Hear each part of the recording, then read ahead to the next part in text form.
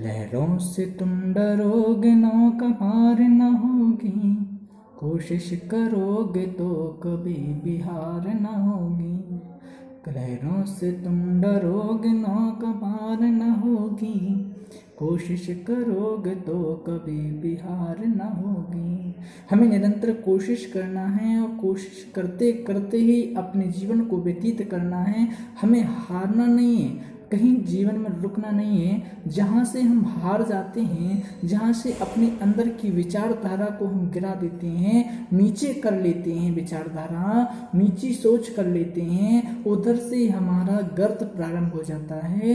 हम ऊंचे नहीं उठ पाते हैं। हमें अपनी विचारधारा को ऊंचा करना है। जैसे उस चींटी ने अपनी विचारधारा को ऊंचा बना के रखा है कि आज नहीं तो कल मैं इस दाने को उठा करके ऊपर तक ले जाऊंगी, इस दाने को नीचे ही नहीं गिरे रहने देना है। इसलिए वो सतत प्रयास करती है उठाने का। एक बार दीवार पर चढ़ती है, 2 बार दीवार पर चढ़ती है और 3 बार दीवार पर चढ़ती है और चौथी बार में वह ऊपर दीवार पर चढ़ ही जाती है, दीवार पर पहुंच जाती है। वो अपने जीवन को ये नहीं कहती कि मैं आज नहीं कर पाई तो अब नहीं करूंगी, एक बार दाना नीचे गिर गया है तो अब ना उठाऊंगी। जो हमारी सोच होती है, हम बार बार कह देते हैं कि ये काम मेरे पे नहीं बना आज, मुझे इसलिए करना नहीं है, मेरे को याद नहीं हो रहा इसलिए मुझे नहीं करना याद, मेरे पे ये काम बनता नहीं इसलिए मुझे याद भी काम नहीं करना है।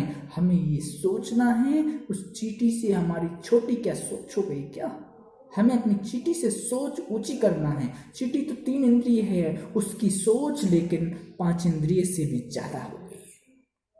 हमारी सोच हम उस चींटी से ऊंची बनाए। जब हम सोच ऊंची बना लेते हैं, विचारधारा ऊंची बना लेते हैं तो हमारे स्तर भी ऊंचा होता हुआ चला जाता है। लेकिन हमने सोच नीची बना ली है, इसलिए हमारा स्तर भी नीचा होता जा रहा है। अपनी विचारधारा को ऊंचा बनाते हुए चले, तभी हम परमात्मा के उस शिखर तक पहुंच सकते हैं।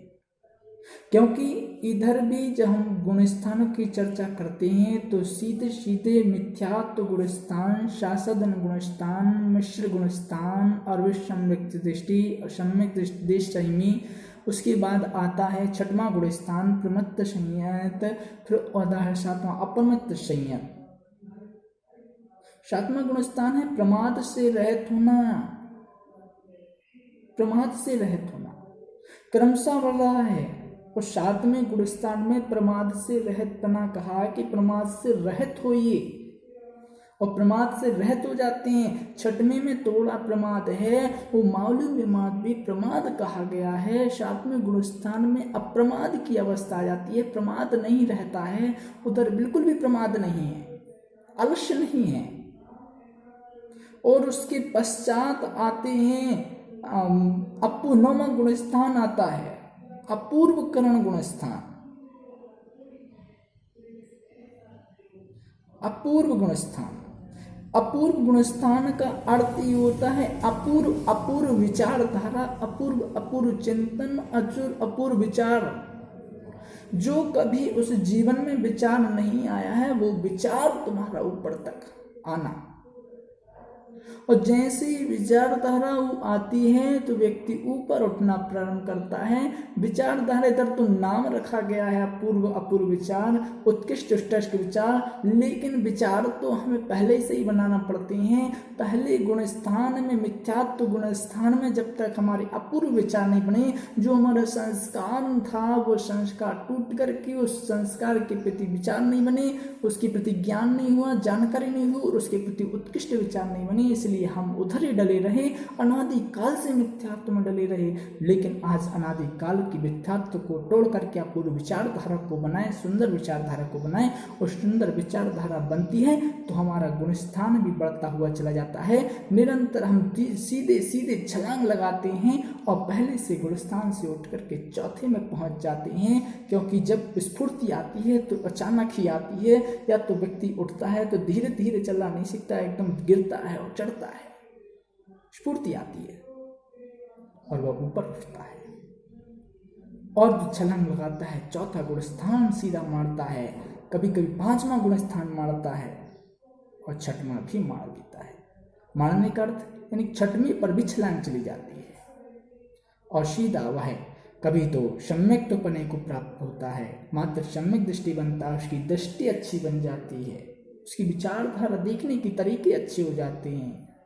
क्योंकि देखने के तरीके भी दो प्रकार के हुआ करते हैं, एक अच्छा और एक बुरा। उसी वस्तु को हम एक अच्छे तरीके से भी देख सकते हैं, अच्छी विचारधारा के साथ देख सकते हैं, और दूसरे दृष्टि से भी देख सकते हैं। उसी पुस्तक, उसी वस्तु, उसी द्रव्य को, उसी व्यक्ति को हम गलत चीज की दृष्टि से भी देख सकते हैं, और उसी को हम अच्छी दृष्टि से देख सकते हैं। पेन रखा हुआ है, पेन को उठाया, कापी में रखा है, लेकिन हमने क्या सोचा कि इस पेन से उठा करके गलत पत्र लिख देते हैं, और एक व्यक्ति सोच रहा है कि अच्छा पत्र लिखते हैं, अच्छा प्रायश्चित का पत्र लिखते हैं, गुरुजी के पास पत्र लिखते हैं, और कोई कह रहा मैं कहीं और पत्र लिख रहा हूं। एक में लेखा जोखा लिखा जा रहा है, एक में हिसाब किताब लिखा जा रहा है, अच्छा हिसाब किताब लिखा जा रहा है कि हमें सही सही तरीके से हिसाब लगाना है, इसलिए हिसाब लिखा जा रहा है, और कोई गलत का हिसाब बनाने के लिए लिखा जा रहा है। कापी पेन दोनों के पास हैं, पर दोनों की विचारधारा अलग है, देखने का तरीका अलग है, सोचने का तरीका अलग है। भगवान बैठे हुए हैं, भगवान को एक नग्न दृष्टि से भी देख सकता है, और एक भगवान को भी देख सकता है, परमात्मा की दृष्टि से भी देख सकता है। हमारी विचारधारा क्या है, हमें किस तरीके से देखना है, हमारे देखने के ऊपर निर्भर करता है। इसलिए सर्वप्रथम हम अपनी विचारधारा को, दृष्टिकोण को चेंज करें, तो हमारा गुणस्थान ऊंचा उठ पाएगा। हमें उसी स्थान पर आलस्य के साथ बैठे नहीं रहना है, सोच को अच्छा करना है। इसी भावना के साथ जब हमारी सोच अच्छी हो जाएगी, जब हमारी दृष्टि अच्छी हो जाएगी, तो हमारा उठना भी प्रारंभ हो जाएगा, हम ऊंचाई की ओर प्राप्त हो जाएंगे, ऊंची दृष्टि हो जाएगी, सभी के प्रति मानवता की भावना हो जाएगी, तो निरंतर एक दिन हम भी भगवान बन जाएंगे। क्योंकि जो कल्याण के कार्य करते हैं, लोग उन्हें भगवान कहना प्रारंभ कर देते हैं, और जो भगवान कहना प्रारंभ कर देते हैं तो भगवान भी कहता है जब इसे लोग भगवान कह रहे हैं तो इसे भगवान बनाने में क्या दिक्कत है, तो इसे भगवान बना भी दिया जाता है।